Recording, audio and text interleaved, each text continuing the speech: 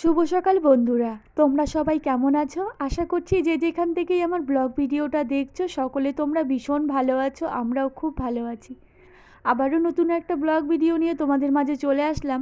আজকের বারটা হলো রবিবার, আজকের তারিখটা হলো ফেব্রুয়ারির 9 তারিখ। সকালে ঘুম থেকে উঠেই এখানে ভাই বোন খেলছে। আমি তো বাসি কাজ সেরে এবার রান্নাঘরে এই দেখো ঢুকে পড়লাম। ঢুকে চাটা বানিয়ে নিলাম। ছেলে তো মুড়ি খেতে চায় না, তার জন্য ছেলের জন্য বিস্কুট আর সবার জন্যই নিয়েছি। তো যত সময় চা আছে তত সময় কিন্তু টাটা লাগবেই। কি ঠিক বললাম তো? তো এদেরকে চাটা দিয়ে দিলাম বারান্দায় ওই যে একটা চাদর পেতে। আমি আবার ঘরে চলে আসলাম, জানালাটা খুলে দিলাম।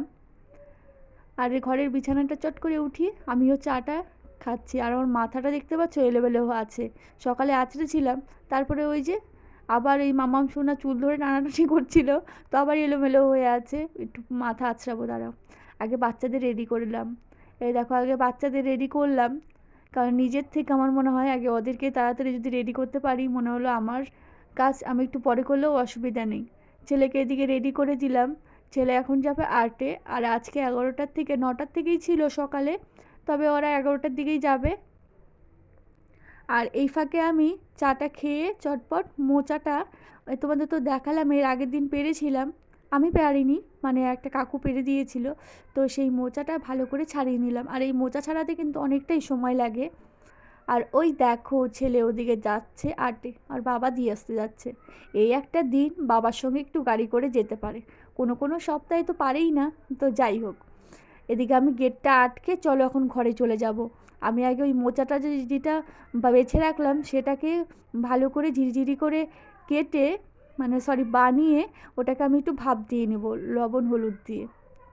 আর এদিকে গান চালিয়ে দিলাম, মাম্মা শোনা নাচ করছে, এই ফাঁকে আমি সব কাজগুলো করতে পারবো, কারণ ওর পছন্দ মতো গান দিলাম আর ও নাচ করছে, এই ফাঁকে আমি ঘরে সমস্ত কাজ করে নিই চলো। আর এখানে ওই যে আটের দিদাটা আগে আবার নিমকি বুন্দিয়া এইসব দিয়েছিল, তো আবার নিয়ে এসেছে দেখতে পাচ্ছ। আর তোমাদের দাদাভাই আজকে নিয়ে আসলো মাটন। তো আমি ভেবেছিলাম মঙ্গলবারে মাটন করব, তো যাই হোক আজকেই নিয়ে আসলো। মঙ্গলবারে মনে হচ্ছে না আর মাটন করা হবে।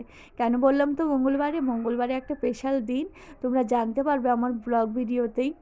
এদিকে তোমাদের দাদাভাই বাজারে গিয়েছিল, আজকে মাটন নিয়ে আসলো। আজকে বেশি কিছু রান্না করব না, আজকে ওই মোচা ঘন্ট করব আর একটা ভাজা করব আর মাংস, বাস হয়ে যাবে।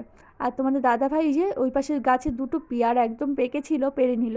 আবার এই পাশটাই চলে আসলো, এই পাশেও একটা এই আমি ভিডিও ভয়েস দিতে গিয়ে তোতলে তোতলে যাই কেন যে। এই পাশেও দেখতে পাচ্ছ একটা কত বড় পেয়ারা। আর এই গাছগুলোতে 12 মাসই পেয়ারা থাকে, তবে সিজনে একটু বেশি থাকে। আর এই যে এখন যে অফ সিজন, এখন ওই একটা দুটো করে আছেই। আর এই যে গাছটা, এই গাছটায় ছোট ছোট অসংখ্য পেয়ারা ধরেছে, কিন্তু খাওয়ার যোগ্য একটাও না, ভীষণ ছোট ছোট। তো তোমাদের দাদাভাই বলছিল এরকমই যদি ছোট হয় তো গাছটা আর রাখবে না, কারণ খাওয়াও যায় না। মানে সিজনে তো বেশ ভালোই হয়, এই যে অফ সিজনে কিন্তু খাওয়া যাচ্ছে না, কিন্তু গাছ ছেয়ে কিন্তু ছোট ছোট সাইজের পেয়ারা ধরেছে। কিন্তু সিজনের সময় কিন্তু অনেকটা বড় বড় হয় বেশ। প্রথমে তো তোমাদের দাদাভাই কিছু এই যে গাছটা ছাকিয়ে কুল, পাকা কুলগুলো পেরে নিল।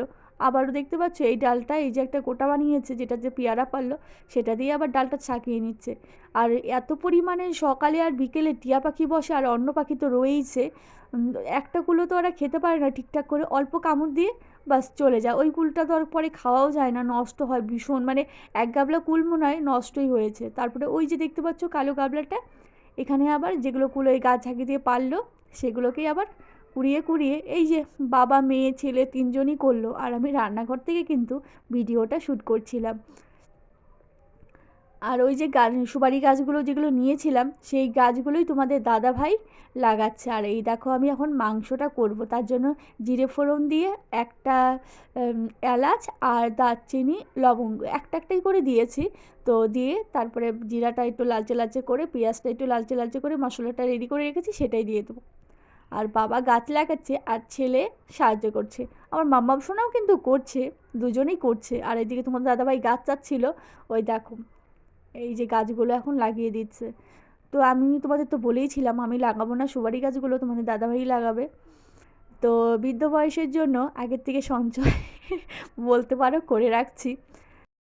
আর এই পাশটাই না অনেক চেষ্টা করলো, কিন্তু ওই কাঁঠাল গাছের যে গোড়াটার জন্য এই পাশে একটা গাছ লাগাতে পারলো না। মাটি খুললো তোমাদের দাদাভাই, খোলার পর একদম শিকড়ে একদম জড়িয়ে আছে। তো অনেক চেষ্টা করলো, পারলো না লাগাতে, তার জন্য এই ফুল গাছের নিচ থেকেই লাগালো। আর এই দেখো আমি মাটনটা ভালো করে ধুয়ে এনেছি, আজকে সিনার মাংস এনেছে, বেশ তেলতেলি মাংস কিন্তু একটু ভালো লাগে, বেশি তেলও না, আবার বেশি সলিড মাংস একদমই ভালো লাগে না। আচ্ছা, এই যে বাইরের সাহায্যগুলো আমার মেয়ে আর ছেলেই করছিল। আর তোমাদের দাদাভাই গাছ ঝাঁকাচ্ছিল, তবে ছেলে মাঝে মধ্যে একটু রেগে যাচ্ছিলো, বলে বাবা আর গাছ ঝাঁকাতে হবে না, কারণ ও যে কুলগুলো টুকাচ্ছে, তো সে ও আর বিরক্ত হয়ে যাচ্ছে, বলে বাবা আর না, বাবা আর না, ও বলেই যাচ্ছে ও। আর আমার মাম্মাম শোনা তো ফুল এনার্জি নিয়ে, দেখতে পাচ্ছ কাজ করছে। তো আজকের ভিডিওটা আমি এতটুকুই করেছি, কেমন লাগলো অবশ্যই জানিও। বাই, সবাই ভালো থেকো এবং সুস্থ থেকো। রাতের খাওয়া দাওয়া হয়ে গেছে, বাকি যে জিনিসগুলো আছে চলো, অল্প অল্পই আছে সব কিছু, এখন ফ্রিজে রেখে দিই।